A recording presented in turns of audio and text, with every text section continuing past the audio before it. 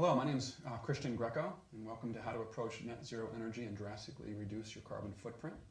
It's a presentation of the ongoing project I've had in my home in upstate New York since 2004, of the approach I've taken in my family to reduce our carbon footprint, go green, add on-site renewable energy, and do a whole host of things. I have 12 steps to date that I've recorded, that I've gone through, and I've got some recommendations of things that you can do.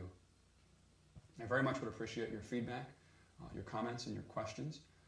That this presentation prompts you to want to forward to me. So please take that time. I'd really appreciate it. Thank you. So how to approach is the word net zero energy, not how to obtain net zero energy. And net zero energy is a term that refers to the amount of energy that you consume in a calendar year is less than or equal to the amount of power or energy that you've generated renewably on site. And the word approach is appropriate because getting to or exceeding net energy is extremely difficult, especially in an existing dwelling. I built a home in 1999 and have renovated it and have done what I can over time. It's a little bit easier when you have that goal and you're taking that approach with new construction out of the gate. But we're not about to raise the building stock, knock down all the buildings that we have in this country and start from scratch. It's a little ludicrous from an environmental resource standpoint, but there's a lot of innovation that's available for existing buildings. And I'm a case in point in terms of the case study that I've done of what can be done. I'd like to share that with you. So my story is the emergence of a neogreen, which is a term I read in the Wired magazine article a few years back that started solar panels on the roof and Prius in the garage. And that's pretty much me. Technologist at heart. My passion and interest and aptitude is in computer technology.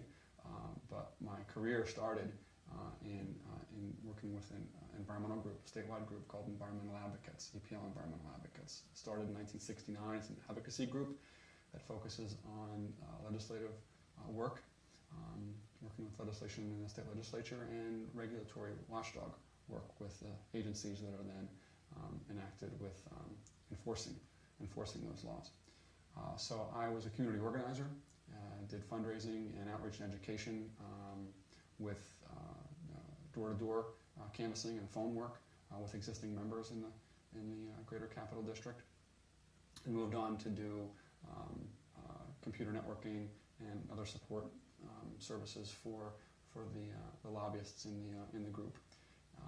In 1990, I chaired the Capital District Earth Day Committee. Met Dennis Hayes, who was one of the original organizers in 1970. He went around the country in 1989 looking for folks to get involved in the launching of the Decade of the Environment, as he put it, to celebrate the 20th anniversary of Earth Day. And I was very inspired and motivated by that speech that I took nights and weekends and put together a group of very committed folks to help put a fair together with music and speakers and tables of environmental groups and vendors. It was a great time, and helped organize a rally at the state capitol to push for important legislation to move our society in the right direction.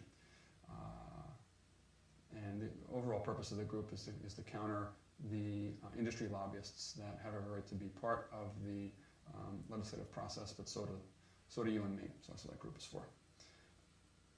Information technology consulting is something I got into in 1996. I burned out in the environmental stuff. I wanted to move on and do something else, and I do that today. And the Northeast Sustainable Energy Association, NESEA, N-E-S-E-A, has a yearly event called the Green Buildings Open House. It's part of the national solar tour that the American Solar Energy Association puts on. It's an opportunity for folks like you and me who want to find out more about it, potentially want to move forward with renewable energy or efficiency in the home, using less power, using less heating oil and things like that. There's an opportunity to go see folks in your neighborhood who've done some of the things that you might want to do and learn directly from them. So it's a great opportunity. You can go to my website, one.com/blog to see some videos of folks that are in the upstate New York area that have opened their homes to the public to see what they've done and how they've done it. Interesting theme of folks I know who've done what I've done, that it's you get a bug once you start taking steps to go green. That, what else can I do? What other alternatives are out there? How can I reduce my impact and how much carbon I'm producing and use less energy? And it's almost like a challenge, a continual challenge. And this has been for me, and there's a lot I want to share with you. Now, there's some basic assumptions in my paradigm or my mindset that I want to share that sort of defines the core of how I proceed and what I perceive in terms of energy use and our place on the planet, if you will. Number one is current human emissions of fossil carbon is not sustainable. So continuing to take the fossil carbon, the coal, the natural gas, the oil that's been sitting in the ground, which was captured carbon from millions of years ago, and release it into the atmosphere in a very short period of time. And what I mean by short period of time is we've been going gangbusters since the Industrial Revolution, the mid to late 1800s till today, 200 plus years, cannot continue in ad infinitum into the future. We're going to run up, number one, in terms of resource constraints, and two, the atmosphere is not a dumping ground. And there are consequences in terms of equilibrium and what happens, and we're seeing that as what we call global warming. Number two, fossil fuels are finite resources. It's not like the sun that's going to be here for the next 5 billion years. It's a finite amount, and leads to number three, that if we using finite resources in super efficient ways allows future generations access to the benefits that fossil fuels provide.